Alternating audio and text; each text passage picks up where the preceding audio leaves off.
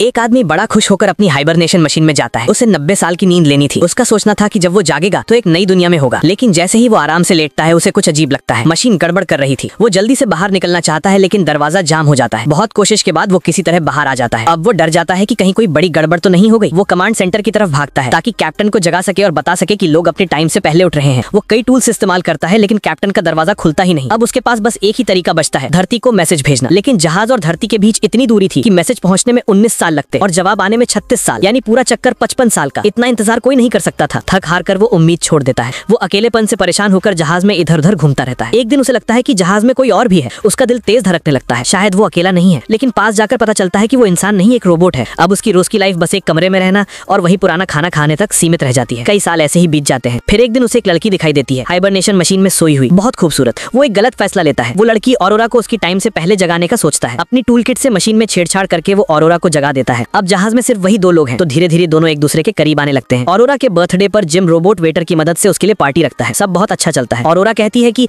अब हमारे बीच कोई राज नहीं होना चाहिए, लेकिन उसी समय रोबोट आर्थर सोचता है कि ऑरोरा को सच्चाई पता नहीं है और वो बता देता है कि जिम ने अपनी अकेलेपन की वजह से उसे जानबूझकर जगाया था। जिम प्रपोज करने के लिए रिंग निकालता है, लेकिन ऑरोरा सच्चाई सुनकर सदमे में चली जाती है। उसे लगता है कि जिम ने उसके पूरे जीवन से उसे दूर कर दिया। वो बहुत गुस्सा हो जाती है और जिम से बात करना बंद कर देती है। इसी बीच जहाज में एक बड़ी तकनीकी खराबी आ जाती है। अगर कुछ नहीं किया गया तो जहाज और उसमें मौजूद सब लोग खत्म हो सकते हैं। जिम को जहाज के बाहर जाकर सिस्टम ठीक करना पड़ता है। उसे बहुत ज्यादा गर्मी और खतरे का सामना करना पड़ता है। ऑरोरा समय रहते मशीन खींचती है, लेकिन जिम स्पेस में गिर जाता है और उसकी सेफ्टी रोप भी टूट जाती है। वो पूरी कोशिश करती है उसे वापस खींचने की, लेकिन जिम बिल्कुल हिल नहीं रहा होता। वो कैप्टन की अथॉरिटी वॉच से सारे मेडिकल सिस्टम ऑन करती है और आखिरकार जिम की जान बच जाती है। अब जहाज में सिर्फ एक हाइबरनेशन मशीन बची थी जिसमें कोई 90 साल की नींद ले सकता था। जिम ऑरोरा से कहता है, तुम सोचो, मैं जागता रहूंगा। मैंने अपनी गलती से तुम्हें जगाया था, अब उसे सही करना चाहता हूँ। अब फैसला ऑरोरा को करना था। थोड़ा सोचने के बाद ऑरोरा कहती है कि मैं तुम्हारे साथ रहना चाहती हूँ। जिम फिर से उसे शादी के लिए प्रपोज करता है और इस बार ऑरोरा मुस्कुराकर हाँ कह देती है। दोनों अपनी पूरी जिंदगी उस जहाज में साथ बिताते हैं। 88 साल बाद जहाज अपने डेस्टिनेशन पर पहुंचता है। बाकी सारे लोग जागते हैं। सेंट्रल हॉल में पहुंचकर सब हैरान रह जाते हैं। जहाज एक खूबसूरत हरे भरे गार्डन में बदल चुका था। जिम और ऑरोरा ने वहां अपना घर बनाया था और उन्होंने आने वाले यात्रियों के लिए बस एक मैसेज छोड़ा था, अगर आपके पास कोई ऐसा साथी है जो हर सुख दुख में आपके साथ खड़ा हो,